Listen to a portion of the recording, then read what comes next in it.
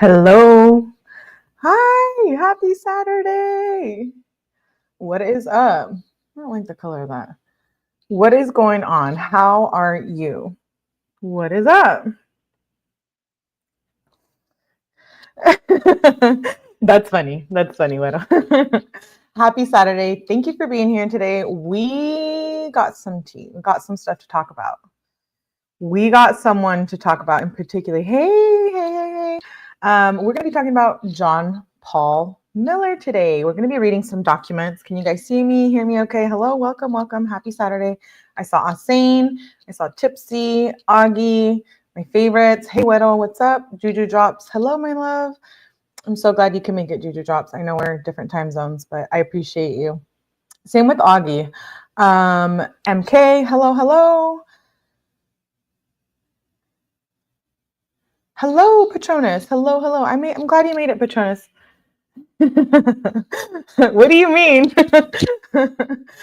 Okay, so we're going to be talking about John Paul Miller. If you don't know who that is, that was Mica Miller's ex-husband now, I would say, right? And she ended up unaliving herself allegedly, which we don't believe. We're going to be deep diving the Mica Miller case starting tomorrow. So I just wanted to start off reading the assault lawsuits filed against John Paul Miller. I didn't know that these were a thing. I had heard about it. Had I actually got the documents and reviewed them and read through them? No, I had not. So we do documents here. We read them all the time. It's one of my favorite things to do. And I do have a Patreon coming. So I did want to announce that today, thanks to my good friend, one of my good friends. He has a channel too, over on YouTube Streets. And he was like, you should do a Patreon because I do get a lot of documents and I do pay for a lot of it. So we do have a Patreon coming. So everyone's going to be able to access all the body cam that I get, phone calls, and documents. So that is coming soon. And I'm not going to put a watermark on it, so anyone can use it. If you know, you know. But yeah, anyways, thank you for being here on a Saturday. It is the weekend. I saw MK gift. MK, thank you for being supportive and doing that. That's really, really nice of you. Shout out to all the people that got a membership. Welcome to Mellyverse.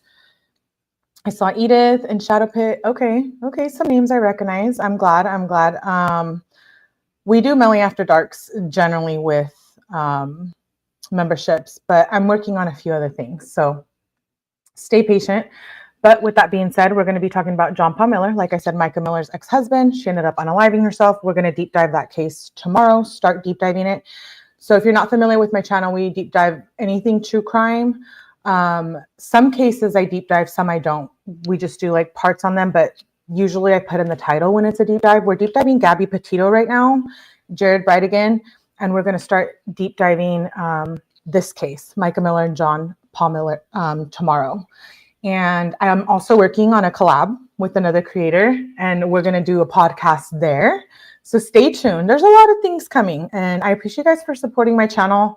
I think I hit like a milestone with my channel this month, so I'm really appreciative. And shout out to all my mods too, specifically, because coming here and being a mod and spending time and dealing with what comes with me, right, is a lot to handle. So I appreciate all my mods. I love all my mods. They're all great friends.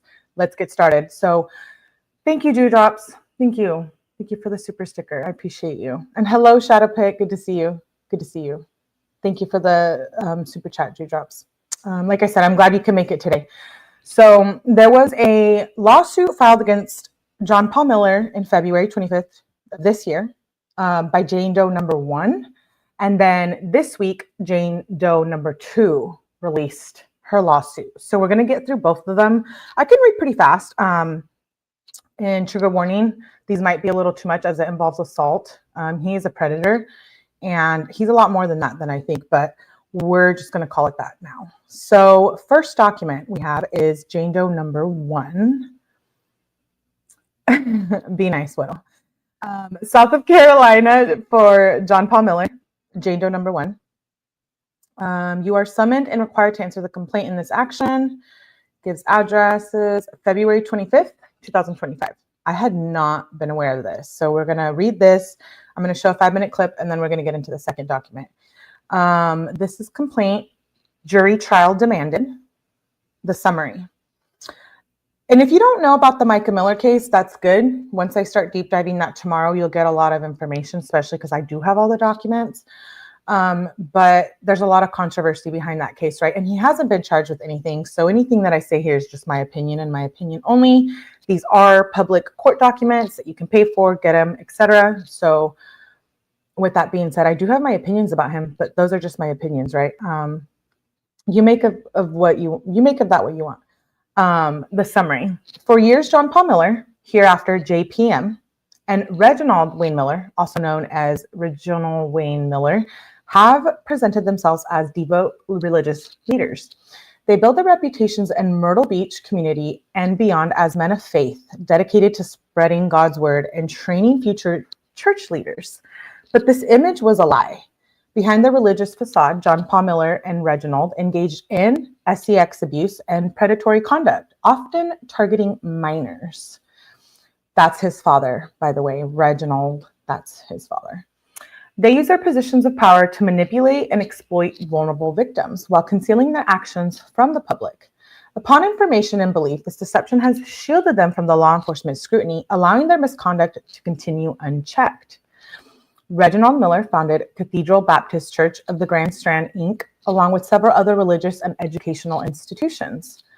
Reginald's son, John Paul Miller, followed his father's footsteps and took over the RWM religious empire. Upon information and belief, these institutions were not created to only serve God, but to further Miller and John Paul Miller's predatory behavior. The churches and the related entities operated without adequate protections for minors, creating an environment where abuse could thrive. Upon information and belief, this was not accidental, as it was part of a calculated plan to groom victims while simultaneously gaining the community's trust and financial support. Recently, the death of John Paul Miller's ex-wife, Mica Frances Miller, has once again drawn attention to both JPM and RWM. Mica Frances Miller's relationship with John Paul Miller was deeply troubled. Upon information and belief, it exemplified the power and control he exercised over women in the church. As detailed in the complaint, the defendants, both individually and together, have built, maintained, and concealed a system of sex misconduct that harmed numerous minors, including plaintiff Jane Doe number 1. Parties. Plaintiff Jane Doe number 1, here and after referred to as JD or Doe, is now a person over the age of 18, but she was a minor at the time of the majority of events giving rise to the cause of actions alleged in this complaint. Jane Doe number 1 is now a citizen and resident of Indiana. She's filing this motion anonymously under the pseudonym Jane Doe because the subject of the matter of this lawsuit could bring embarrassment and publicity to the plaintiffs. Plaintiff Jane Doe number 1 risks humiliation and embarrassment if she is identified, since some of her allegations involve descriptions of sex acts foisted upon her, and allowing her to proceed with a pseudonym brings her comfort. If the ability to proceed with a pseudonym is not allowed, the plaintiff will experience further harm because of exercising her legal rights. If the plaintiff is forced to disclose her identity, that disclosure will amplify the injuries that are at issue in this litigation. The public interest in the disclosure of the plaintiff's identity is minimal and not outweighed by the substantial harm of revealing her identity. There will be no furtherance of justice requiring the public disclosure of the plaintiff. Once the defendants are served and retained counsel, plaintiff's identity will be revealed to the defendants in a confidential matter if not already known.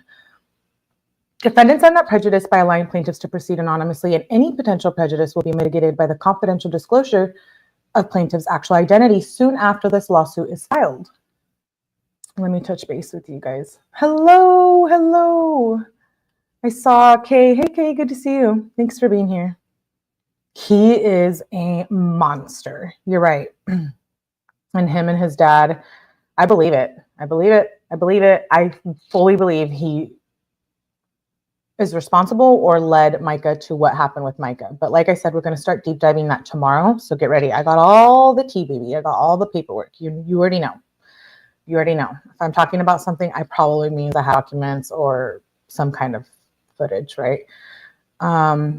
I'm glad you made it, Patty. I know you have plans, but thank you for being here. Gross. And hiding behind religion. I mean, how much do we see it, right? All the time. And it's not talked about a lot of the time in small little towns. Hiding behind being a man of God. We saw it in the case with the doctor, right? Who was hiding behind that and committing abuse acts against minors and children. being a predator, right? A PDF file.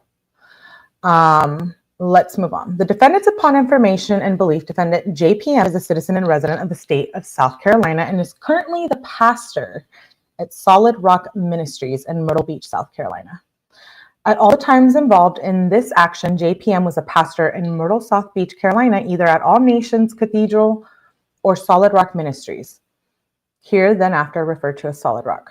Whether JPM was working or involved in some type of employment or agency capacity with at All Nations Cathedral or Solid Rock, they were all enterprise, the same enterprise, and JPM was an alter ego of All Nations Cathedral and Solid Rock.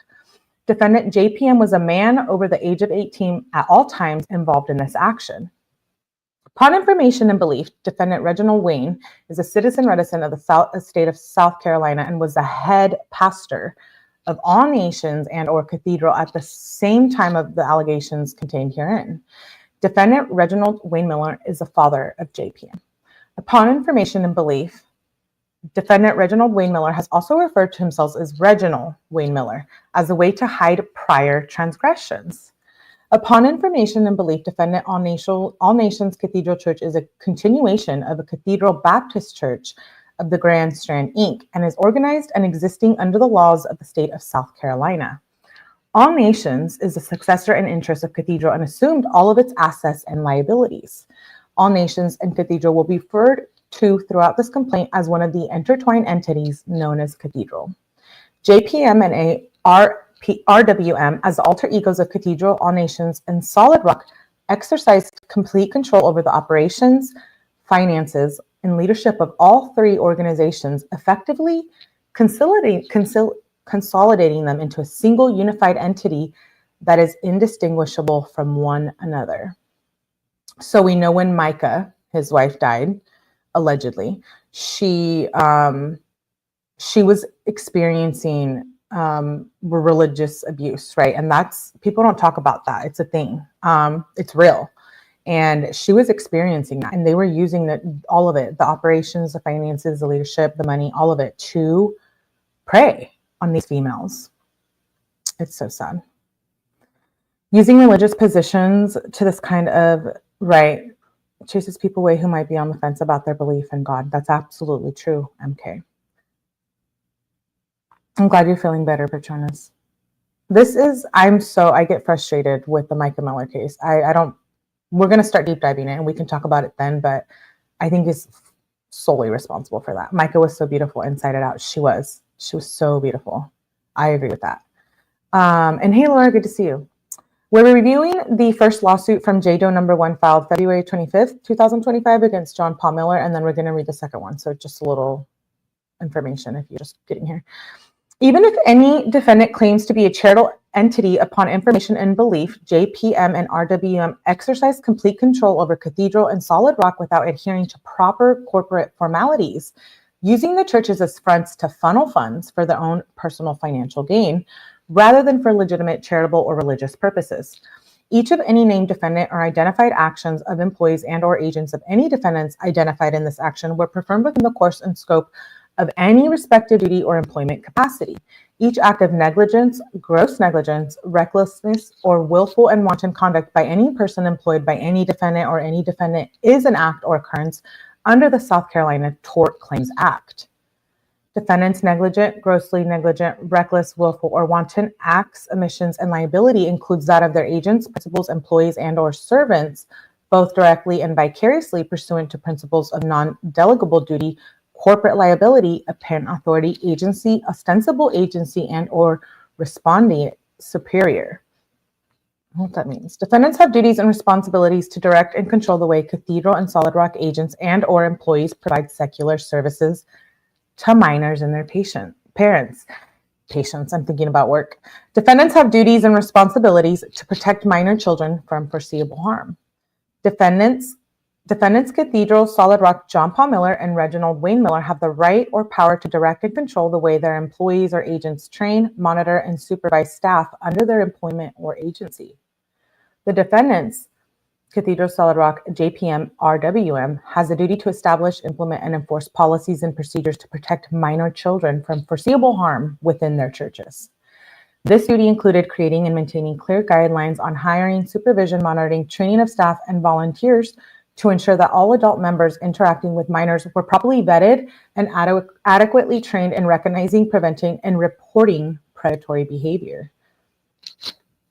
Training on policies, procedures, safety features, supervisory responsibility, and predatory behavior should have included employees of Cathedral and Solid Rock, the parents of minor children, and children themselves. Defendants were responsible for developing and enforcing a non-ecclesiastical policies and procedures to regulate the conduct of adult church members, ensuring that minors were not placed in vulnerable situations where they could be exploited or abused. Despite the inherent risk associated with minors in a church, youth programs, and church-based mentorship, defendants failed to implement common sense safeguards, such as prohibiting one-on-one unsupervised interactions between adults and minors, requiring background checks for all staff and volunteers, and establishing mandatory reporting protocols of suspected abuse. Defendants misinterpreted the safety of the church to minors and their families, creating the false impression that Cathedral, Solid Rock, and their affiliated programs were safe environments for children. By promoting the church as a place of trust and spiritual guidance while neglecting to put adequate protective measures in place, defendants knowingly placed minors at risk of harm. Their failure to create and enforce proper policies was not negligent, but reckless and willful, as they ignored clear warning signs and failed to warn minors and their families about the dangers within the church. These failures directly contributed to the exploitation and abuse that occurred, making defendants liable for the harm suffered by plaintiff and other victims. Defendants Cathedral, Solid Rock, JPM, and RWM had a duty to provide employees and/or agents with adequate knowledge and training to prevent the exploitation and abuse of minor children within the church while present on the premise or in a church-sponsored youth program. This is like, imagine if your kids were going to a church like this and you were too as a family, right? How horrifying and disgusted are you? 𝗵𝗃, yeah, this level of manipulation to control someone is so dangerous, right? When it involves religious stuff too, right? I grew up super religious, so I kind of like, it makes me a little angry, I guess you could say. Thank you, 𝗟𝗲, that's very nice of you. And hello, Home Hangout, good to see you. Yeah, it's frightening. And you trust your children, right? I used to go to youth groups. So could you imagine, like, that's the scary part. One place you should be able to trust your children is at church. And the thought of him hiding behind the whole concept of religion and God and what happened with Mica, right? And her being a woman of God as well. I'm horrified. I'm horrified. Laura says, Parkway Christian Center in Mass, I went to the pastor was touching the boys. Yeah, see. Yeah, I'm not cool. Horrific. Right. And thank you, 𝗟𝗲, for the nice comment. He says, if I could love this, I would. Oh, you're very nice. Some duties of Cathedral, Solid Rock, John Paul Miller, and Reginald Wayne Miller include identifying inappropriate non-ecclesiastic behavior in adult staff, members, or volunteers, and immediately reporting such behavior to designated entities, including law enforcement. Before the events underlying this case began in the 1998, defendants had actual knowledge that a vulnerable population of children or young adults attending the church and on the premise and participating in the youth programs would be at risk of exploitation or abuse if reasonable precautions were not taken in training, supervision, monitoring of staff members, and volunteers. This is because RWM had already been exposed as a predator, and his JPM was following along his footsteps in being a predator. The apple doesn't fall far from the tree, eh? Cathedral, Solid Rock, and their employees and/or agents had the opportunity to prevent harm against vulnerable children. Yet defendants, Cathedral, and Solid Rock, along with their employees and/or agents, ignored clear warning signs of minors being sexually exploited or abused by church staff members or volunteers. The leadership of Cathedral and Solid Rock was front-loaded into power by RWM and JPM and their church bylaws, which gave them complete control. At all times relevant here too, JPM and RWM and others acted within the course and scope of their employment and or agency with defendants Cathedral and Solid Rock. Defendants knew that minor children exposed to emotional abuse, sex misconduct, and exploitation were at risk of severe and lifelong harm. Defendants also know that if children were subjected to these abuses, they would sustain deep emotional trauma and long-term behavioral difficulties. That is so important, and I feel like I need to talk about that. We talk about mental health all the time here, and I feel like most of you know how I feel about it, at least here on my channel. We don't victim blame. We don't do any of that here, by the way, but abuse does have those factors, right, that play into what comes with that trauma. And I just want to recognize that for anyone who has been through. It's very much true. My family's strict Catholics, right? The elders covered it up for years. I'm shook. I'm shooketh. I did too, having religious trauma, but now I'm the closest to Jesus that I ever be. Okay, I like that. Thank you for sharing that, Patronus. My kids never have an abuse, so they're left alone. Yeah, you know, we can talk about that's. I have so much to say, but let's move on. The negligent, grossly negligent, reckless, willful, or wanton acts, omissions, and liability of the defendants include those of their agents, principals, employees, and or servants, both directly and vicariously pursuant to principles of non-delegable duty, corporate liability, apparent authority, agency, ostensible agency, and or respondent superior. The plaintiff resides in Indiana. At least one defendant is located in or has principal in the place of business in Horry County, South Carolina. A primary portion of the facts alleged in this matter occurred in Horry County, South Carolina. I hope I'm saying that right. Is it Horry or Horry? Who knows? Each defendant interacted with South Carolina in a systemic way and pervasive way such that the court may exercise personal jurisdiction without offending the notions of justice. The above defendants are jointly and severely liable for all damages alleged herein, since their negligent, grossly negligent, reckless, and wanton acts and omissions, singularly or in combination, are the contributing proximate causes of plaintiff's injuries, damages, and losses. Here we go with the claims. Hey, 𝗟𝗶𝗸𝗲, good to see you. I need to get water. One sec.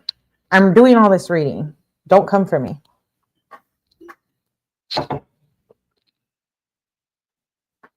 I see Smog Dog hop in here too. Hello, Smog Dog. Did I miss? Oh yeah. Hey. I was born Catholic. I have no bad experiences with the church, but they have priors. Alter ego of Cathedral and Solid Rock, JPM and RWM. Plaintiff is informed and believes that defendants Cathedral and Solid Rock, along with their respective leaders, including JPM and RWM, have operated in such a manner that they should be regarded as a single entity for the purposes of liability. Despite any nominal corporate formalities, the defendants have failed to observe the corporate distinction between Cathedral, All Nations, and Solid Rock and their individual officers, members, and managers. JPM and RWM exercise complete domination and control over the financial operation and decision-making affairs of Cathedral and Solid Rock. Defendants JPM and RWM disregarded corporate formalities, exerted unilateral decision authority-making, and use the entities as mere extension of their personal, financial, and operational control. The acts of Cathedral and Solid Rock should be regarded as the acts of their decision makers and financial beneficiaries. Defendants Cathedral and Solid Rock will likely claim to be charitable entities, which would subject them to charitable immunity caps. The Charity Immunity Act references the South Carolina Tort Claims Act as the predicate statutory authority for the number of caps to be imposed by any person or entity against a CIA entity. An relevant part regarding limitations of liability under the South Carolina Tort Act provides for any action or claim of damages brought under this chapter, the liability should not exceed the following limits. No person shall recover in any action or claim brought here under a sum exceeding $300,000 because of laws arising from single occurrence, regardless of the number of agencies or political subdivisions involved. The total sum recovered arising out of a single occurrence shall not exceed $600,000.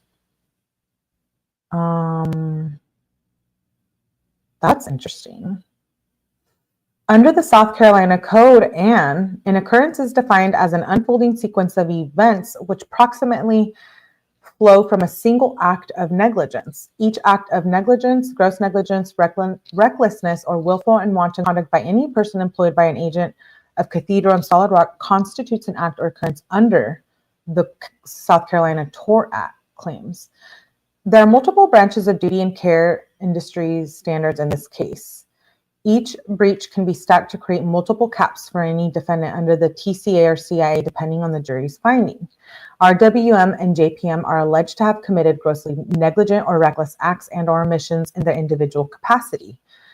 If a jury finds RWM or JPM grossly negligent or reckless in regard to their actions with Jane Doe number 1, they are subject to liability outside of any cap and face unlimited exposure for damages.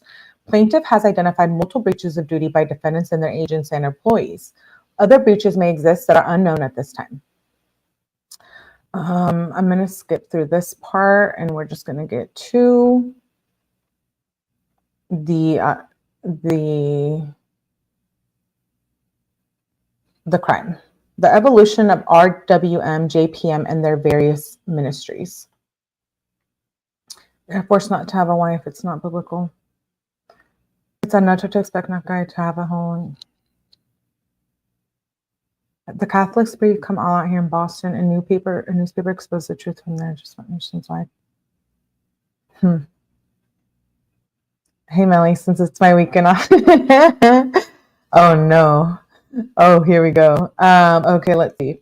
Reginald Wayne Miller's ministerial journey began in the early 1970s in Florence, South Carolina. In 1972, he founded the Florence Tabernacle Church, an independent congregation that quickly expanded its reach through various ministries.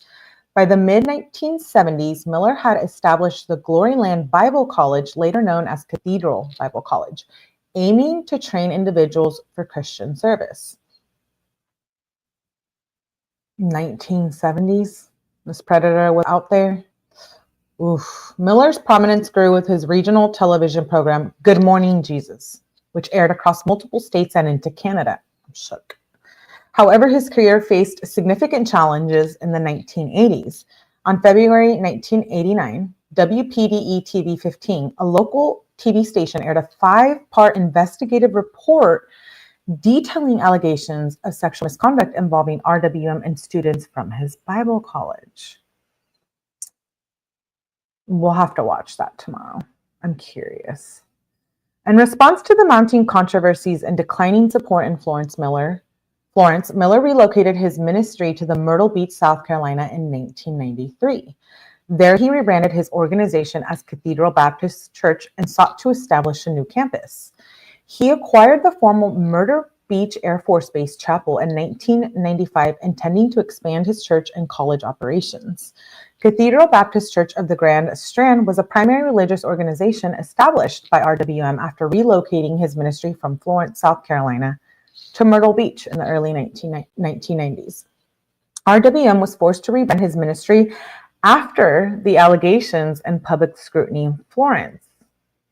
But RWM maintained his same control over church operations, finances, and leadership. So he rebranded when he was accused. So this has been a long time coming. I'm disgusted. Right, Tipsy. Wow. What a sicko. Yes, please hit the like button. Help your girl out. Just let him have a wife. Yeah, no, I'm disgusted. I can't stand him. I know, me either. Cathedral served as a foundation for RWM's continued influence, providing him with direct access to congregants, financial resources, and leadership over affiliated religious institutions. Over time, in an effort to further distance himself from prior controversies and to maintain operational continuity and under a new identity, Cathedral changed names and identities to All Nations Church, while remaining under the same centralized control of RWM and his inner circle. The structural change in name did not alter the reality that All Nations was the continuation of Cathedral, inheriting its assets, congregation, and leadership hierarchy. Despite the formal changes in name and branding, All Nations remained functionally identical to Cathedral, operating under the same governance and with the same leadership. The church's physical assets, including the former Myrtle Beach Air Force Base Chapel, were controlled by the Miller family throughout these transitions.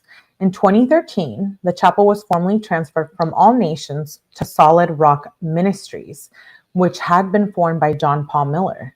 in 2006. So, did he learn this behavior from his dad?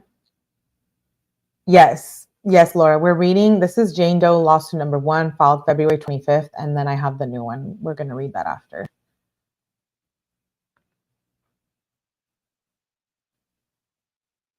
This is crazy.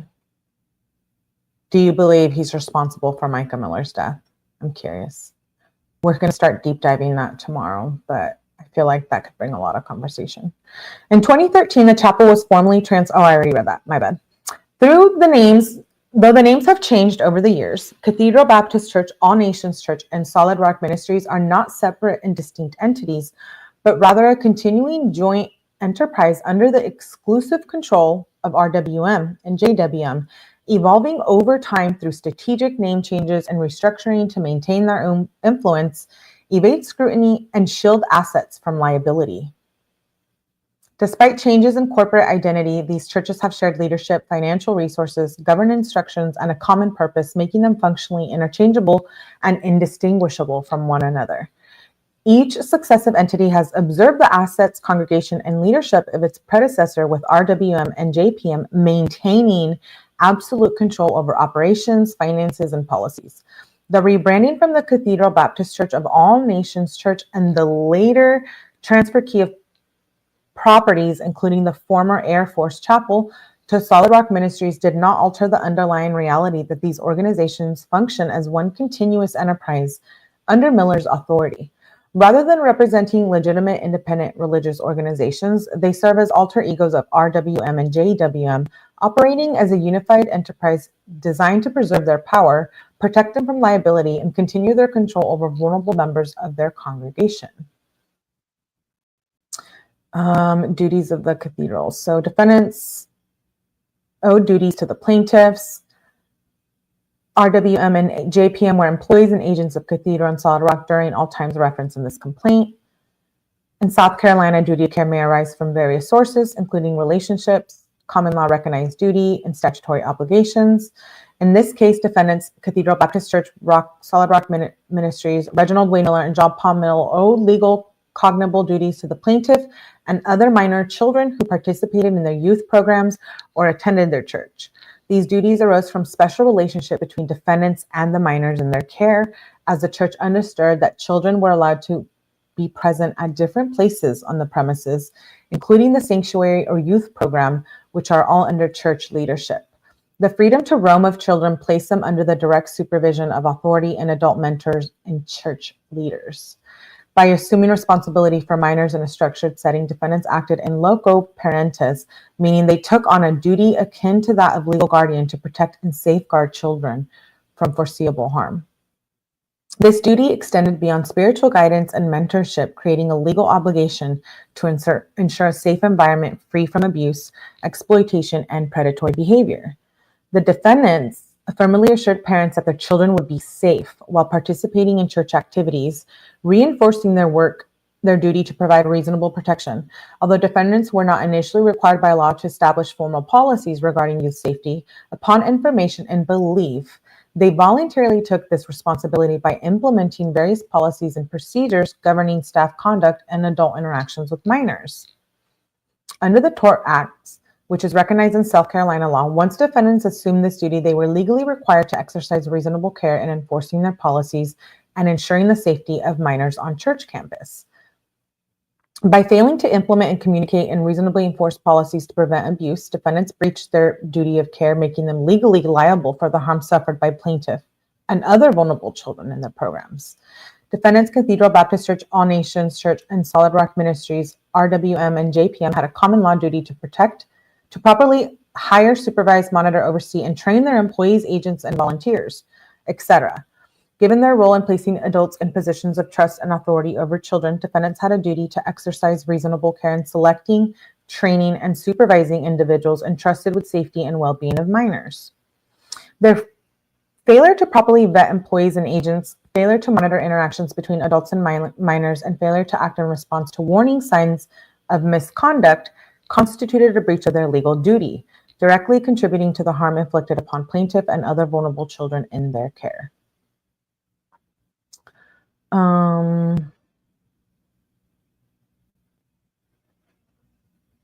had a legal duty to protect minors from their known dangers and foreseeable hazards, including the presence of sex predators within their church community. Under South Carolina law, when an entity becomes aware or should reasonably be aware of the danger, it has a duty to take action to prevent harm to those under its care. Defendants were in a unique position of authority and control over the church environment, and they either knew or should have known that predators, including John Paul Miller and Reginald Wayne Miller, posed a serious risk to minors at church, either on the premise or in the church's youth programs. Despite having knowledge of prior allegations and incidents of sexual misconduct, defendants failed to act, failed to implement reasonable protective measures, and failed to warn grandparents, parents, and children about the dangers present within the church. By allowing known or suspected predators to remain in leadership positions, defendants affirmably placed minors in harm's way, increased their exposure to exploitation, and created an environment where abuse could occur unchecked. Their failure to intervene, failure to warn, and failure to remove dangerous individuals from positions of authority constituted a breach of their duty. The defendants had a common law duty of hiring, supervision, monitoring, and oversight of their employees.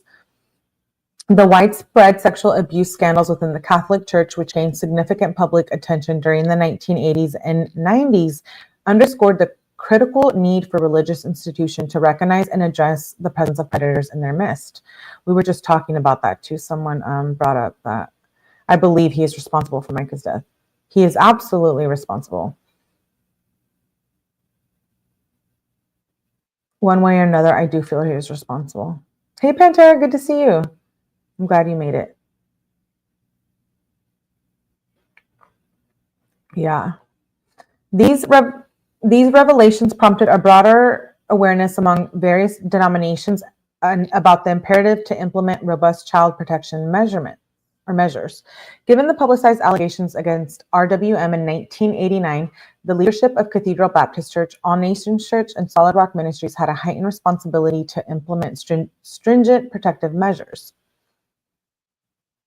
Defendant's knowledge of prior sexual misconduct and emotional abuse. Plaintiff is informed and believes, based on multiple sworn affidavits, that JPM and RWM had long-standing knowledge of sexual misconduct, emotional abuse, and exploitation of minors within their church community long before the incidents alleged in this complaint occurred in 1998 and 2023. 2023? Wow. Despite their awareness, they failed to take appropriate action, allowing the cycle of abuse to continue unchecked. Knowledge of John Paul Miller's sexual misconduct with minors. Plaintiff is informed and believes that JPM openly admitted to engaging in this misconduct with minor female members of Solid Rock Ministries, an admission that was corroborated by multiple witnesses. In her sworn affidavit, Allison Williams, formerly Miller, testified that JPM confessed to her that he had been sex inappropriate with several underage female members of the church. JPM attempted to justify his behavior by blaming his own history of childhood sexual abuse by his father, RWM.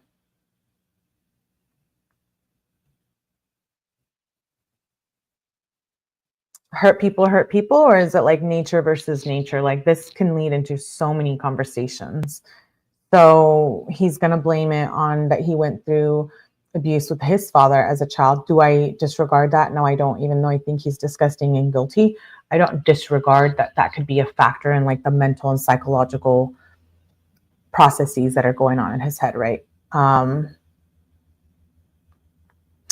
I think Mica did know all along that, right? Topic of conversation. Yes, a good conversation. Well, not all hurt people, right? And it goes back to nature versus nature. He wasn't born a predator. He became one, right? With his environment around him, question mark. I do, Laura, I do think that Mica knew all of this once she got really involved with him.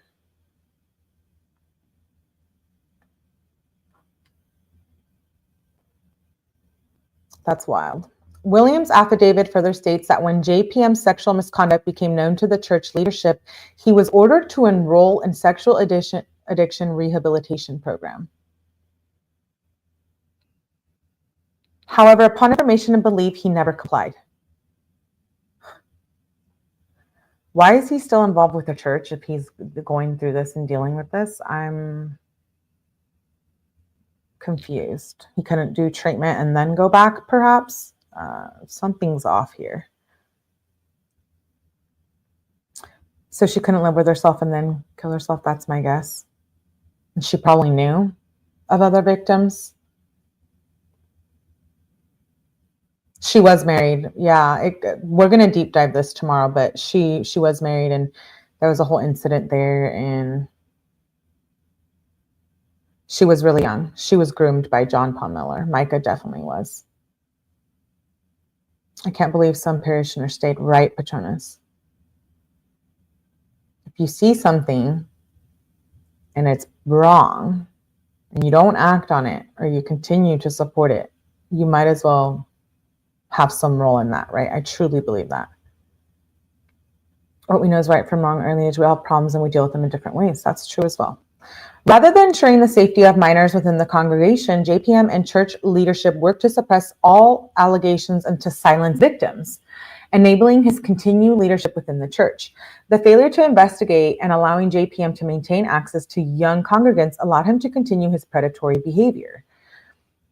Prior allegations of misconduct and abuse by Reginald. Plaintiff is informed and believed that RWM's predatory behavior spans decades and that his son JPM learned and adopted his father's abusive practices. Oh my God, I'm shook. Definitely groomed. There are different types of abuse: physical, psychological, verbal, financial, emotional, religious as well. So he's responsible. It doesn't matter if he had pew or not. He abused her for years. I agree, Augie, 100%. I'm with you. The church I went to, and after the pastor died, I found out that the elders were covering up. People are still there worshiping at the same. Yuck. He groomed her and then made her live a hell and pushed her to end it. So sad. We're going to listen to all the audio too. Yes, we do. In her sworn affidavit, Suzanne Miller, RWM's ex-wife, detailed how RWM physically and emotionally abused his family and exercised control over both his household and his church congregation. Suzanne Miller attested that RWM's obsession with power and control extended beyond his immediate family and into the church, where he engaged in inappropriate relationships with young men and women, many of who were vulnerable members of the congregation. So he liked little boys and little girls. I'm horrified. And you like vomit. Additionally, RWM was publicly accused of sexual misconduct in televised news investigation, which aired allegations that he sexually preyed on young men from his congregation. Their report forced RWM to relocate from Florence, South Carolina to Myrtle Beach in an effort to escape scrutiny and rebuild his religious enterprise under a new name, Cathedral Baptist Church of the Grand Strand, now known as All Nations. Despite the overwhelming evidence of prior misconduct, JPM and RWM continued to operate their churches without meaningful oversight, failing to implement or enforce policies to protect minors from exploitations. Both JPM and RWM strategically use their religious authority to suppress allegations and discourage victims from coming forward.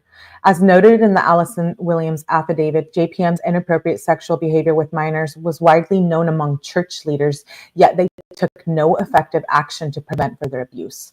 Instead, JPM manipulated or ignored church policies and leadership structures to shield themselves from accountability. The defendants and church leaders' failure to take corrective action regarding 𝗟𝗶𝗸𝗲 Miller's known predatory behavior, combined with their continued allowance of Reginald Wayne Miller to lead a church despite past allegations, fostered a culture of complicity. The inaction created an environment where sex misconduct was tolerated, enabling abuse to flourish within Cathedral and Solid Rock, contributing in part to the harm suffered by plaintiff Jane Doe number 1. Here we go into other allegations. Deeply disturbing. I feel like, where is the sage? Even just reading them has me tripping. He was a straight up monster, hiding behind Being a man of God. Yes, Laura, I absolutely agree with this. They both. And the people that covered it up are just as bad. Yeah, I agree. I know. We're outraged. Okay, here we go. Oh, factual allegations. Let me get some more.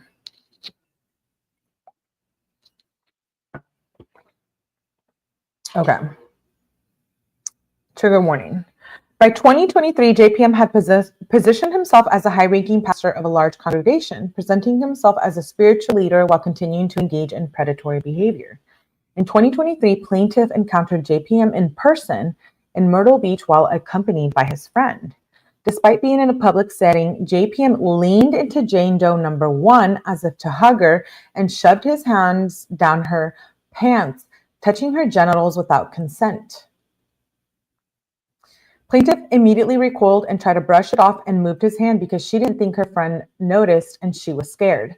About 30 minutes later, Jane Doe number 1 and JPM had a heated argument about him using his title of pastor and used scripture to justify sex misconduct. In response, JPM cited scripture telling plaintiff, "No man is without sin and temptation. God understands that." I'm shook. For those of you who are religious in the chat, are you so upset right now? Yeah.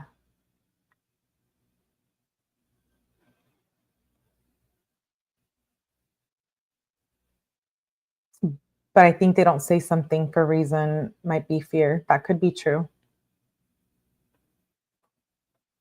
The plaintiff was left reeling from the encounter, experiencing a long-delayed spiral of self-doubt and depression caused by this fresh assault on her by JPM. This sex assault, JPM triggered repressed memories of plaintiff of things which occurred at an earlier time. Upon later reflection and trying to remember previous events, the plaintiff realized that JPM had assaulted her almost 20 years before. Jane Doe number 1 was sex assaulted at the age of 15 in 1998 by JPM. At that time, she did not fully comprehend the nature of what had happened to her or the extent of the harm it caused. The trauma was deeply buried, and for decades, she had no conscious recollection of the assault. The plaintiff lost her memory before she turned 18, likely within a few months or years of the occurrence of the 1998 assault. It was not until she experienced another assault in 2023 by JPM that the suppressed memories of the 1998 incident resurfaced. Through therapy and reflection following the more recent assault, Jane Doe became to understand the profound impact of the earlier abuse, as well as its connection to the psychological and emotional struggles she had endured throughout her life. After her memories were triggered by the second assault, the plaintiff remembered the details of the 1998 assault. In June 1998, plaintiff Jane Doe number 1, a 15-year-old minor, attended All Nations Church, formerly known as Cathedral Baptist Church of the Grand Strand. Plaintiff spent her summers in Myrtle Beach, South Carolina, residing with her grandparents who were members of the cathedral. Plaintiff's time in Myrtle Beach was supposed to be a period of safety, love, and warmth. Her grandparents were her support system, and the summers she spent with them were among the happiest times of her childhood. JPM was a 19-year-old adult male employed at Cathedral as a youth leader and musician at Cathedral in 1998. At the time of the events in question, JPM was known to his father, head pastor, church leadership, and members as a troubled individual with a history of reckless behavior, including prior legal troubles, a child born out of wedlock, and a pattern of misconduct. So there was definitely signs that, JPM was not psychologically okay. Makes me very angry. He brings God into it. God wants nothing to do with that monster, right, Augie?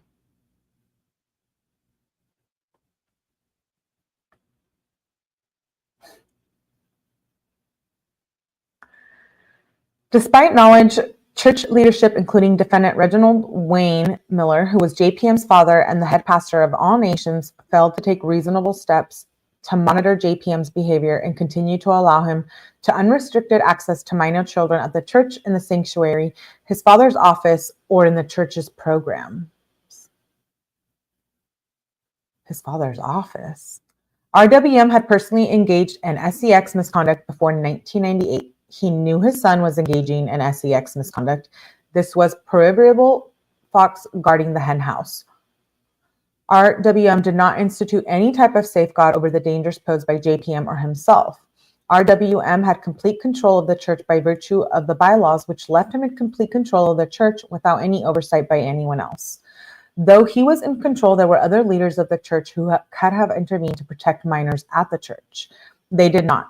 They ceded complete control to RWM, who allowed his son, JPM, to have free reign over the church and minors at the church. The church was JPM's sexual playground. That's really disturbing.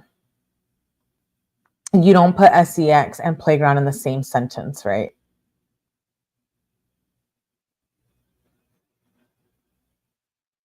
Yeah, instead of getting him help, they prayed over him or some bullshit. Sorry, not sorry, right? Leadership at the church, including RWM, should have undertaken something to protect the minors at the church from JPMW and any other predator. They did not. On or about July 19th, 1998, a Sunday morning plaintiff attended a cathedral, formerly All Nations, with her grandparents and her grandmother, who proceeded to her Sunday school class held in a separate classroom building, the Academy building, on a church property. Plaintiff initially intended to attend Sunday school with her grandmother, but changed her mind and instead went to the church building where she intended on going to her grandfather's study school class. The classes had begun and the doors were shut, and Jane Doe number 1 wasn't aware which room he was in, so instead of interrupting classes, she entered the main church sanctuary. JPM was playing the piano and another band member was strumming a guitar. Upon noticing plaintiff, JPM engaged her in conversation. At some point, plaintiff stepped away from the sanctuary and walked down the hall to the restroom. When plaintiff exited the restroom, she encountered JPM standing near his father's office door. JPM called out plaintiff's name and initiated a seemingly innocent conversation, inquiring about a mutual friend's recent absence from church. Without warning, JPM forced plaintiff inside her father's office, shutting the door behind him. JPM immediately became aggressive, physically overpowering plaintiff and forcing her against the wall. Despite plaintiff's struggles and verbal pleas for him to stop, JPM ignored her and forcibly moved her out of the office, down the hallway, and to a door that led outside to a grassy side yard of the church where JPM's truck was parked. JPM then forced Jane Doe number 1 into his truck, and this is where he assaulted her. At the time of the assault, plaintiff was a virgin. Plaintiff was terrified, physically overpowered, and left defenseless against JPM's assault. JPM, an adult man in a position of authority within the church, took full advantage of plaintiff's youth, inexperience, and vulnerability to commit this heinous act. Following the sexual attack, plaintiff remained silent about what had occurred with JPM and was overtook by shock, shame, and fear. In the following months, plaintiff exhibited clear signs of trauma, including severe depression, social withdrawal from family and friends, and declining academic performance, and emotional distress and self-doubt. Despite the prior concerns about JPM's behavior, church leadership, including RWM, failed to take any action to investigate or prevent further abuse. Shortly after being assaulted by JPM in 2023, plaintiff received a text message informing her that JPM's wife had died. The cause of death was reported as a gunshot wound to the head under suspicious circumstances. Within hours of her death, JPM delivered a sermon including manipulative rhetoric to maintain control over his congregation, despite the tragic and questionable circumstances surrounding his wife's passing. This was yet another example of JPM's conniving and manipulative behavior. Plaintiff suffered immense guilt after JPM's wife's death, believing that she had spoken up sooner, she might have prevented further harm to others. This guilt and shame experienced by Jane Doe number 1 for not reporting the second assault of the time of occurrence or the first assault after her memories came back flooding was another insult to the plaintiff's emotional psyche. JPM's history of predatory behavior, his continued act of harassment and assault, and defendant's failure to protect children and to prevent JPM's unfettered access to minor children have caused plaintiffs severe and long-lasting harm.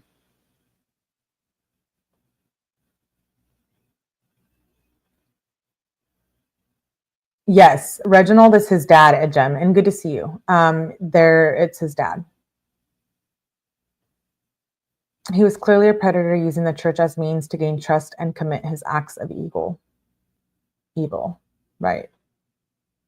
Savage, disgusted. Church is a dangerous place. Well, according to this, yes. You never know if there's going to be people like John Paul Miller there.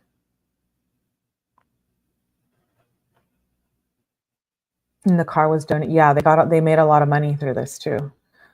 First cause of action. I'm not going to repeat a lot of what we've already read, but first cause of action: negligence, gross negligence, and recklessness.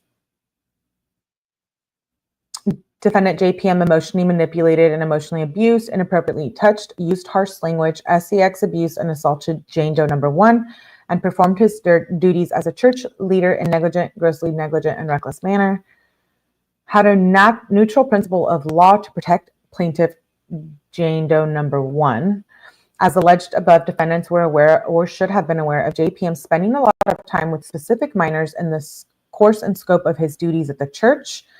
At all relevant times prior to JPM's interaction with plaintiff Jane Doe number 1, defendant knew of sexual misconduct incidents involving the church and or one of its affiliated program. Defendant RWM and other unnamed members of Cathedral and Solid Rock knew of JPM's propensity to spend improper amount of alone time with minors by himself or engaging in this misconduct. This knowledge by RWM and others created a duty to report JPM's illicit conduct to law enforcement or leadership of the church and warn others of this danger. Instead, RWM chose to enable JPM to treat the church as its hunting area for underage females. How scary. Defendants had a duty to create and promote a neutral principle of law and culture of safety to prioritize the well-being of children and young adults to protect them from negligent, grossly negligent, reckless and predatory and abusive employees and or agents. The duties to Jane Doe number 1 by all defendants include a duty to prohibit or to prevent one-on-one interaction with youth leaders and participants with no other adults present. Defendants knew that JPM would be around vulnerable children by virtue of his unfettered access to all areas of the church, including RWM's office. As a result of the actions and inactions of defendants, plaintiff Jane Doe number 1 was subjected to negligent, grossly negligent, and conduct by JPM, pervasive and inappropriate actions by JPM, and exploitative behavior and assault. Defendants breached their duties to plaintiff number 1 in multiple ways. Defendants of the church breached multiple neutral principles of law and duties to plaintiff and negligent, grossly negligent, and reckless, committing or one or more of the following. We're going to skip that part. As a proximate result of negligent, grossly negligent, and reckless actions and inactions of the defendant, plaintiff Jane Doe number 1 has suffered and will continue to suffer damages, and the plaintiff is entitled to judgment against Cathedral and Solid Rock for all actual damages against RWM and JPM. Second cause of action is civil conspiracy. John Paul Miller is knowingly engaged in concerted effort to conceal, suppress, and enable the continued sex misconduct of John Paul Miller, thereby conspiring to protect him from accountability while placing minors, including Jane Doe, in foreseeable danger. Defendants knew or should have known that JPM was a danger to minors as early as 1997 based on prior incidents of inappropriate behavior and misconduct involving young congregants. They were aware of specific allegations of inappropriate contact with minor females and past warning regarding JPM's conduct, yet they deliberately chose to protect him rather than remove him from a position of power or authority within the church. Despite their knowledge of predatory behavior, defendants took affirmative steps to hide and suppress and prevent the reporting of JPM's actions, including allowing him to remain in leadership, refusing to report his conduct, suppressing and destroying evidence, discouraging or intimidating victims, transferring or repositioning JPM within the church instead of removing him, and providing JPM continued access to minors, also misinterpreting the safety of the churches, allowing JPM to engage in unsupervised interactions with minor children, and failing to implement or enforce policies that could have restricted JPM's access to minors. Defendants actively conspired to hide JPM's inappropriate pattern of behavior with minors from others, knowing that the exposure would result in significant fallout for the church, including legal liability, financial consequences, and reputational damage. Furthermore, defendants profited from JPM's continued leadership, and his status within the church attracted followers and financial contributions that directly benefited the organization and its leadership. The access to minor children by JPM, facilitated by the conspiratorial actions of all defendants, directly resulted in the harm suffered by Jane Doe number 1. As direct and proximate result of the civil conspiracy between all defendants, the plaintiff Jane Doe number 1 has suffered and will continue to suffer damages and is entitled to judgment against defendants. Third cause of actions, assault and battery. John Paul Miller inappropriately touched and violated plaintiff Jane Doe number 1. As a direct result, JPM's actions delineated above, Jane Doe suffered damages. Jane Doe has had to undergo counseling and treatment as a result of the battery and assault of her, and this will likely continue the rest of her life. As a direct and proximate result of John Paul Miller's assault of Jane Doe number 1, has suffered and will continue to suffer damages. Fourth cause of actions, outrage, intentional or reckless infliction of emotional distress. Defendants recklessly or intentionally inflicted emotional distress on Jane Doe by virtue of their actions. Defendants recklessly or intentionally inflicted severe emotional distress by attempting to intimidate her after she was victimized by his conduct. Defendant's conduct was extreme and outrageous, exceeding all possible bounds of decency and being intolerable in a civilized community. The emotional distress suffered by plaintiff was so severe that no reasonable person could be expected to endure it, and this distress manifested in physical symptoms. The emotional distress caused by the actions and inactions of the defendants include, but is not limited to, medical problems, emotional issues, mental anguish, and behaviors that are capable of objective diagnosis. Fifth cause of action, violation of the South Carolina unfair trade practices. Defendants were aware of ongoing and historical failures to protect minors from exploitation within their facilities. Plaintiff relying on defendants' representation regarding the safety and supervision of children at the church. Other families at Cathedral and Solid Rock relied on defendant Cathedral and Solid Rock's representation of child safety at the church when deciding to allow their children to attend. Defendants' unlawful conduct is part of a pattern of deceptive business practices that have occurred in the past and have the capacity to be repeated and pose a significant risk of harm to the public, including other families and vulnerable children. As a direct and proximate result of defendants' violations of South Carolina, Jane Doe has suffered substantial damages, including physical, emotional, and psychological harm. All relief deemed just and appropriate by a jury trial. February 25th, 2025. That was a lawsuit by Jane Doe number 1. Hello, Courtney. Good to see you. Yeah. I would think they would all win this case, right? Hello, Knight. Good to see you. Terrell Alexander. Yes, you got a membership gifted by MK. And hello, Courtney. I'm so glad you made it. Yeah, we just read lawsuit number 1, Jane Doe number 1, filed February 25th, and now we're going to read the second one. I'm not going to read all the logistics that we just read. This one was pretty long because I wanted to read like the main parts of it, the introduction and all of that, but this one is kind of the same. So we're just going to get to like the allegations and the important parts of it. But before we move there, I am going to play a little clip that I saw on Court TV regarding the new lawsuit. So Jane Doe number 1 was filed February 25th of this year, and then Jane Doe number 2 was filed just 2 days ago. Well, 3 now, so March 5th. So I'm going to play the clip, and then we're going to move on to the next lawsuit, and that one we'll get through pretty quick because we've already read a lot of the introduction, right? Yeah, this one I thought was interesting because it was by Court TV, and I thought it gave a lot of, we already know a lot, but it gives some information on the new one that we're about to read.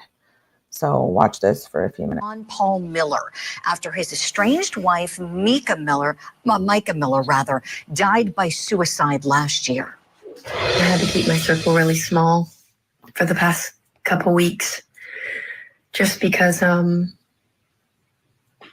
going through a lot and it's hard, and it's my cross to bear. It's the thing that God has put in my life to deal with, and I don't want to bring a lot of people into it. So many questions still around Mica's death. And John Paul has found himself investigated by the FBI, but to be clear, he's never been charged with his 30-year-old beautiful wife's death. Well, now, two different women are coming forward alleging that the pastor sexually assaulted them years before while he was working as a teacher and a pastor at the church that his father founded. The newest suit was filed by an anonymous woman who says that John Paul attacked her back in 1999 when she was just 15 and a student at the school. According to the suit, it says in part the plaintiff walked into a nightmare. Cathedral Hall Academy was not a school, it was a trap, which should have been a place of learning, became a place of control, of fear, and of unchecked abuse. Well, when the young woman was left alone with him, John Paul allegedly gave her a hug and moved his hands down her back, past her waist and underneath her clothing, touching her bare butt, the suit says.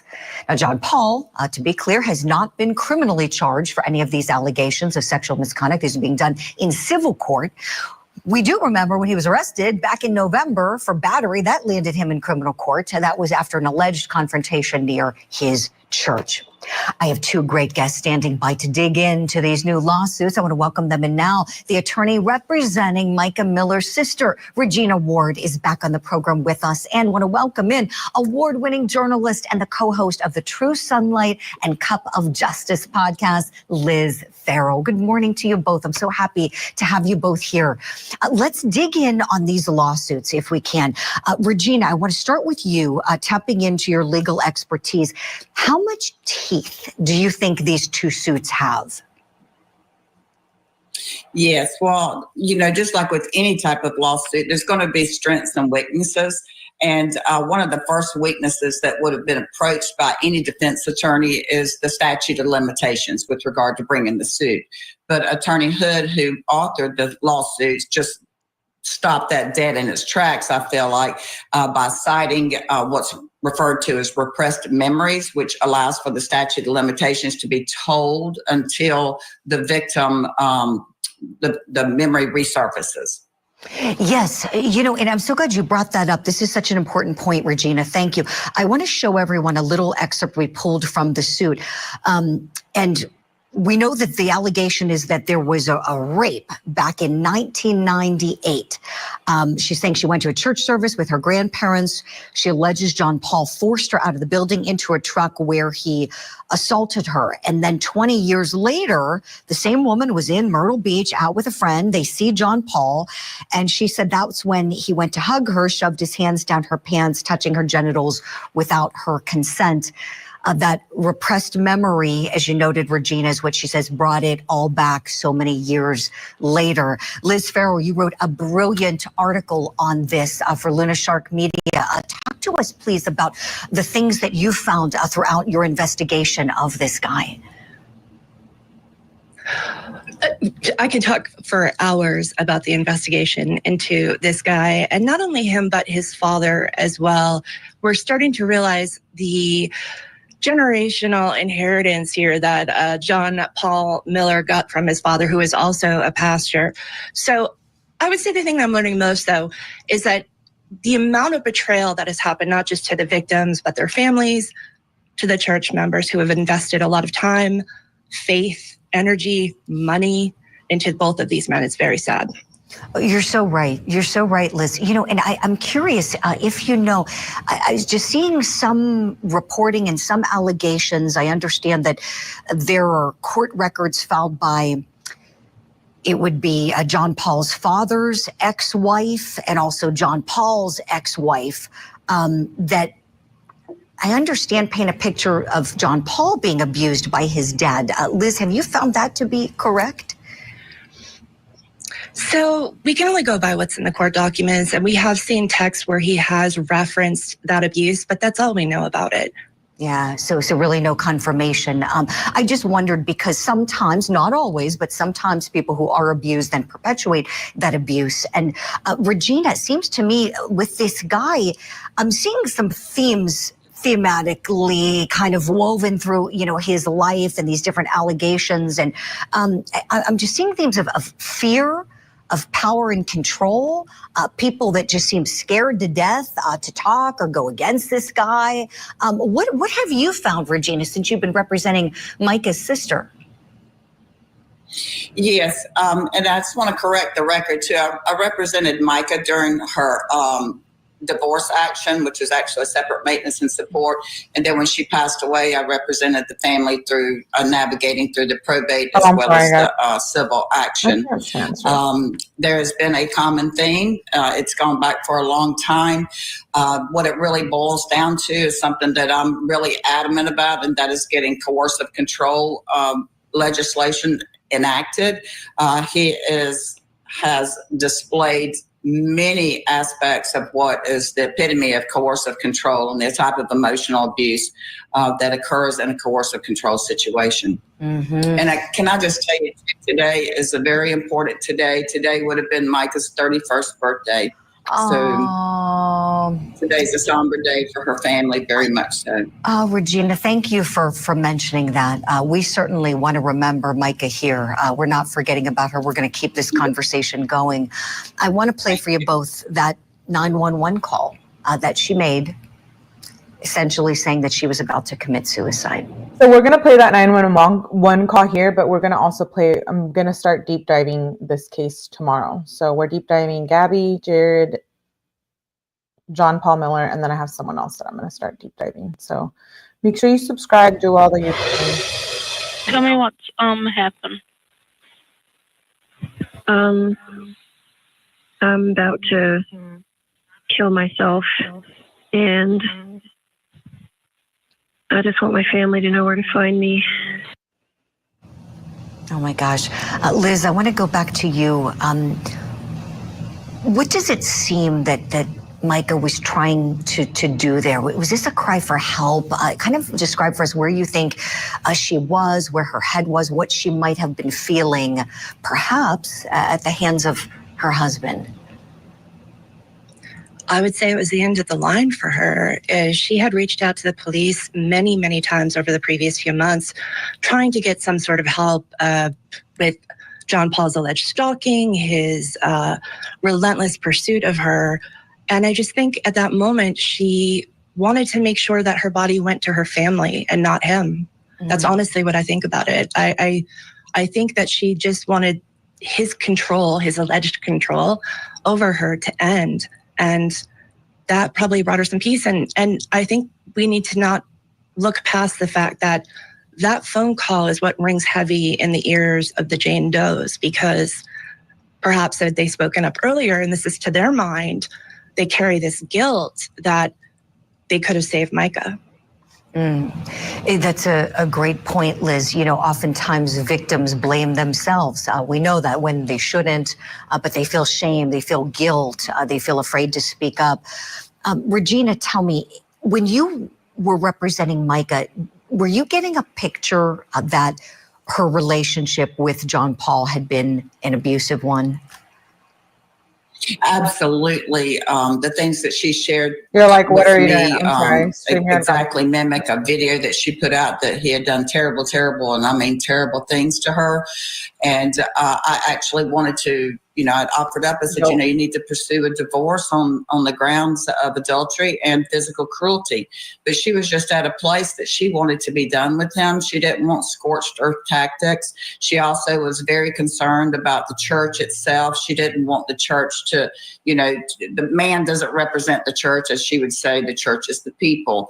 And so she was very concerned about that. She didn't want to go through a contested divorce. There had been a divorce filing previously by her that was dismissed, one by him that was dismissed.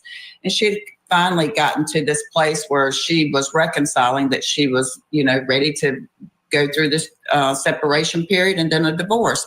And she had this, grand plan that she just beamed when she spoke about it, of being, part of a mission. She felt like she had found her calling. So, for me to hear that call, lots of things go through my mind. It's kind of, unbelievable to me. But at any rate, we are where we are. Her life and this, tragedy that's happened to her has brought,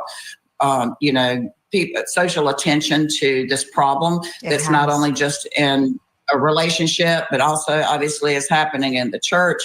And it's been really sad. Yeah, it's horrible. Okay, so that was just a little clip that I thought was interesting. I know, that's so sad. And yeah, the victims could be scared, right? Let me pull up the next document we're going to read. We're going to just read through the summary, the allegations. We're not going to read through all the logistics that we read through on the first one. Heartbreaking. I know, it is so heartbreaking. I'm sad for Mica. But we can have a lot of these good conversations about that case once we start covering it tomorrow. Okay, so Jane Doe number 2. You guys see that? StreamYard? Yeah, that's good. Okay. Jane Doe number 2, summary. We don't need to read the summary. Parties. Jane Doe number 2 is not a person over the age of 18, was a citizen and resident of the United States, is now a citizen and a resident of the United States. So she wasn't at the time? Plaintiff is filing under action anonymously under Jane Doe number 2 to risk humiliation and embarrassment. We read through all of this on the first lawsuit. They're the exact same things. Defendants JPM and his father, RWM, Myrtle Beach, Cathedral, Solid Rock, and so it was All Nations Cathedral, Cathedral Baptist. That's what it was formerly known as, Solid Rock, All Nations.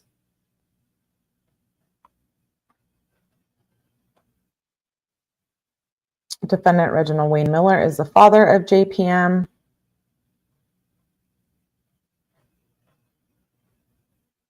We're going to skip through all of this. We already read through all of this on the first one. So if you want to hear it, definitely go back and watch that first part. Resides in the U.S., Horry County, South Carolina. Is that right?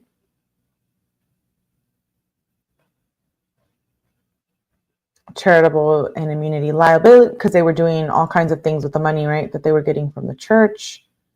Statutory time bars on the filing of civil lawsuits have exceptions.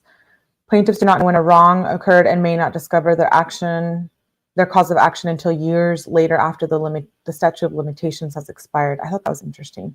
In response to such cases, courts and state legislators fashioned the discovery rule to prevent injustice, which could result in the strict application of statute of limitations. In South Carolina, the discovery rule is applied to all cases of childhood sex abuse before the year of 2001. Okay, so that's good to know. Statute of limitations. In 2001, the South Carolina enacted code which extends the statute of limitations for survivors of childhood sex abuse, allowing them to file civil claims up to 6 years after turning 21 or within 3 years of discovering that their injuries were caused by the abuse. This tolling provision recognizes the psychological impact of childhood sex abuse, particularly cases involving repressed memories or delayed awareness of harm, ensuring that survivors have a fair opportunity to seek justice. In this matter, the first abuse to Jane Doe number 2 happened in 1998, but she was still a minor when legislation was passed in 2001. Regardless of which standard applies, the statute of limitations has not expired regarding the claims of Jane Doe number 2 against any of the defendants. When applying the discovery rule pre-2001 in cases of previously repressed memories of childhood sex abuse, courts balanced the harm of denying a remedy to plaintiff who had no access to her memory against the hardships faced by a defendant defending against such long-standing claims. I mentioned earlier that I have a Patreon coming for people who are interested in the documents. Jane Doe numbers 2 awareness of the assault have occurred between 1999 and 2001, along with their impact and repressed at some point following the incidents, but prior to her 18th birthday. Her recollections of these events remain suppressed until after 2024 news coverage of John Paul Miller's wife, Mica Miller, which triggered and brought them back to surface.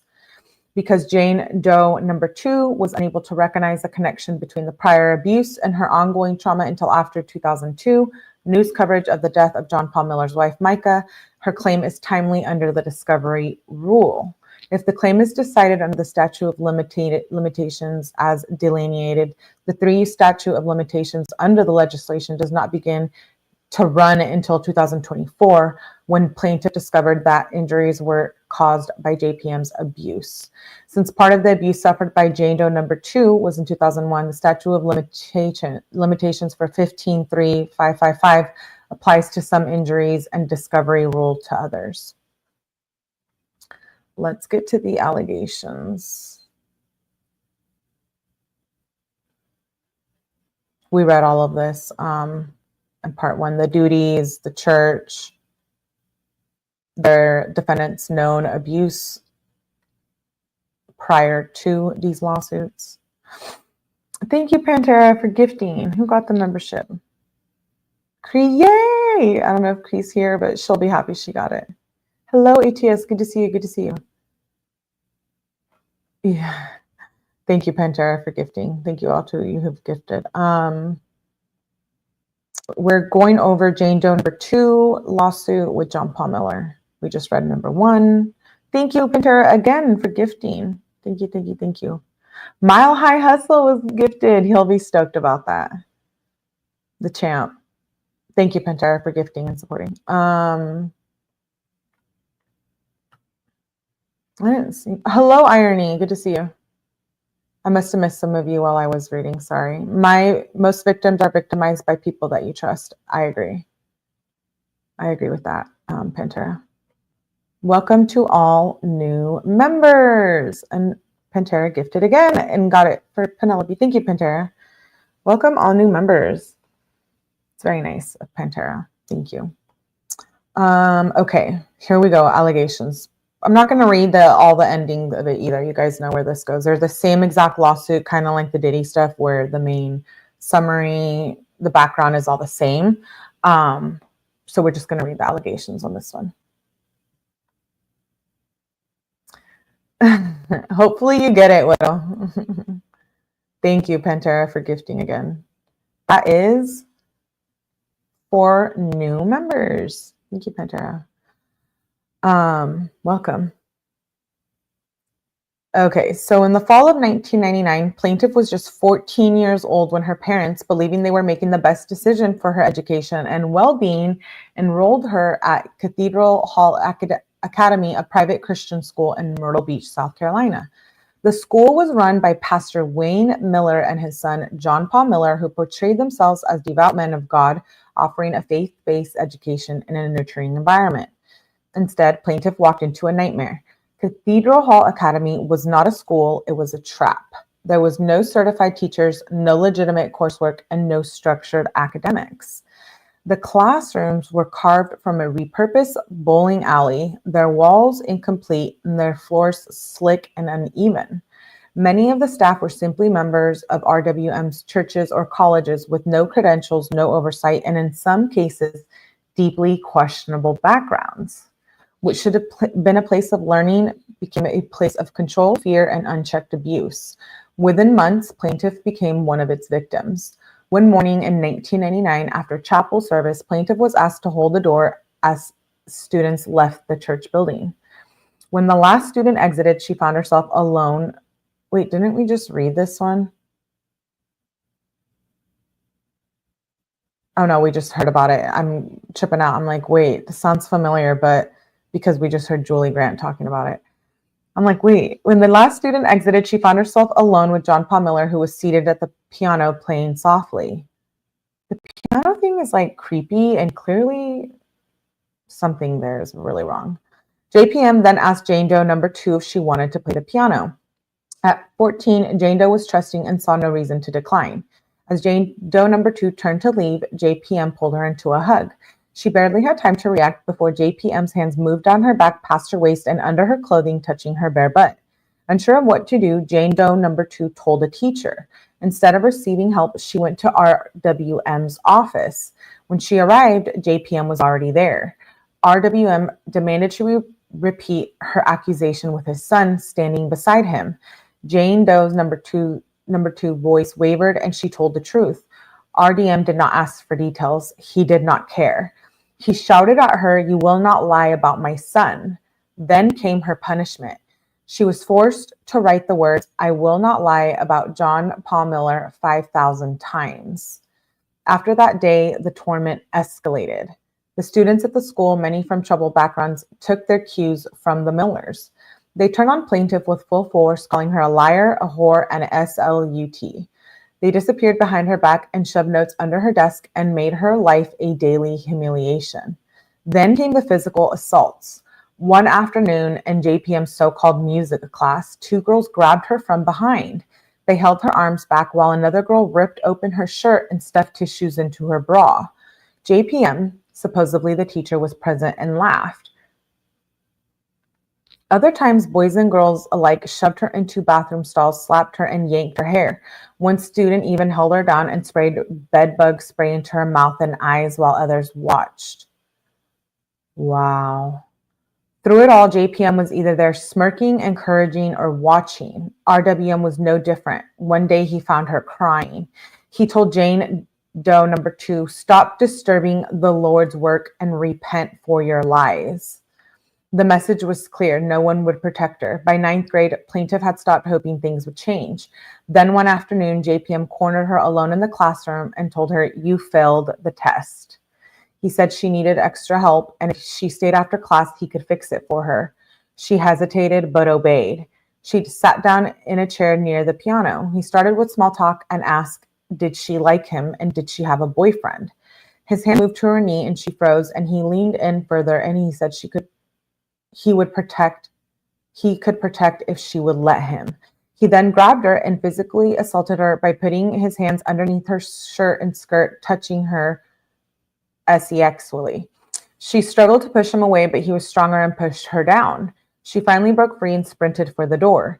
She ran down the hall and out of the school away from JPM. When her mother finally found her walking down the road, she did not say what had happened. The horrors of the Cathedral Hall Academy were not just physical and sexual, they were psychological. When plaintiff brought a Harry Potter book to school, RWM and JPM dragged her into the office. They berated her, called her a servant of Satan, and told her that if she continued down this path, she would be raped by demons. Then right in front of her, they set the book on fire. RWM then beat her with a Bible and poured water over her head. She was 16 years old. That was her final year at Cathedral Hall Academy. The plaintiff repressed the memories of the abuse foisted upon her by JPM and RWM.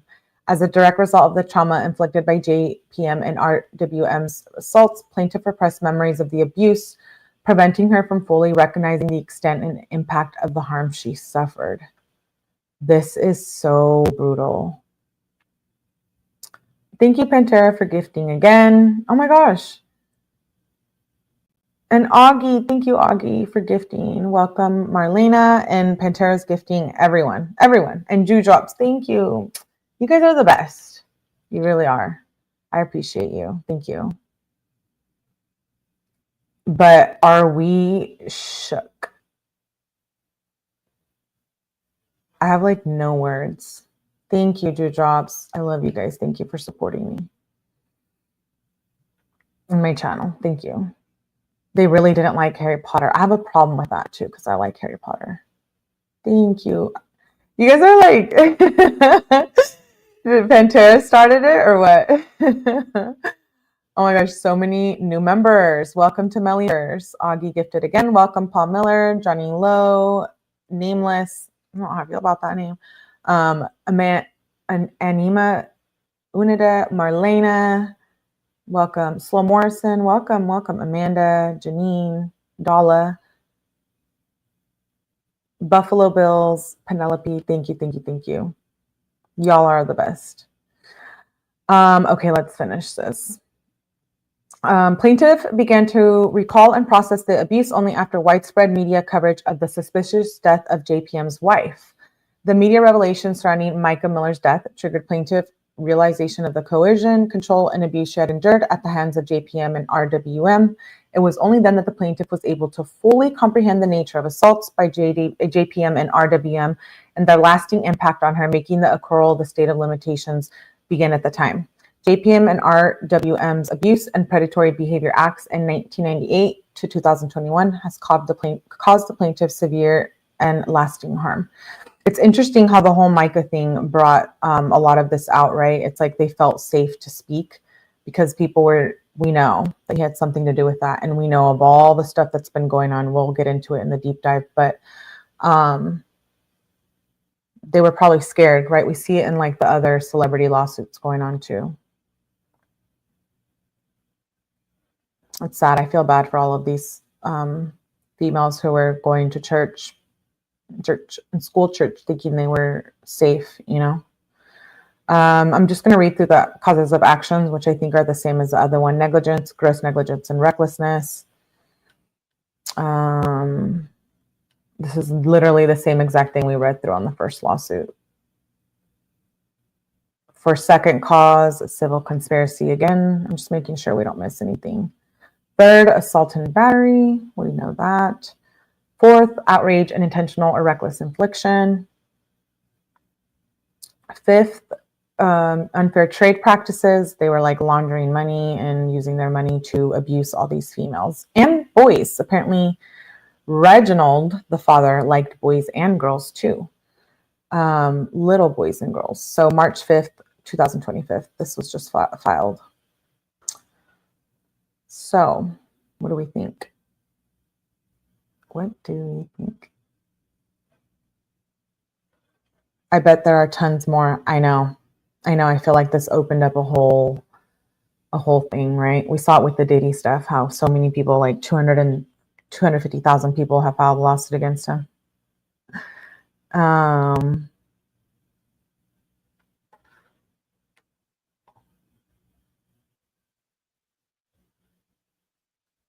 I don't know. It is brutal. Anyways, so those are the two lawsuits against John Paul Miller. There's a lot more, but we're going to do a timeline when we start deep diving the Mica Miller case. That should be set to start tomorrow. Don't forget, we are still deep diving 𝗟𝗶𝗸𝗲, 𝗟𝗲𝗃, and I have someone else I'm working on a deep dive on, and then John Paul Miller. So we got a lot going on. I have another live scheduled for later. We're going to go over some trial footage. Maybe a Melly After Dark later. We'll see. Thank you, Pantera, for gifting again. I appreciate you. So many new members. Pantera, Augie, Dewdrops, MK. Thank you for gifting. I appreciate. Who got it? Kim. Welcome. Welcome all new members to Mellyverse. Make sure you hit that like button. We will continue to follow the Mica Miller case. And unfortunately, the deranged John Paul Miller. I will make a playlist, like I said, and then I will have Patreon coming for those of you who want the documents. And I appreciate you guys for being here. Yes, welcome all new members. Thank you for gifting, everyone. I appreciate the support. And I have another live scheduled shortly. Wade Wilson, thanks a gem for being here. Make sure you hit that like button, and I will see you guys shortly. If not, we'll be back tomorrow with more true crime, per usual. Thanks for being here and supporting my channel. I'm sure I'll catch you guys later on another live. Bye.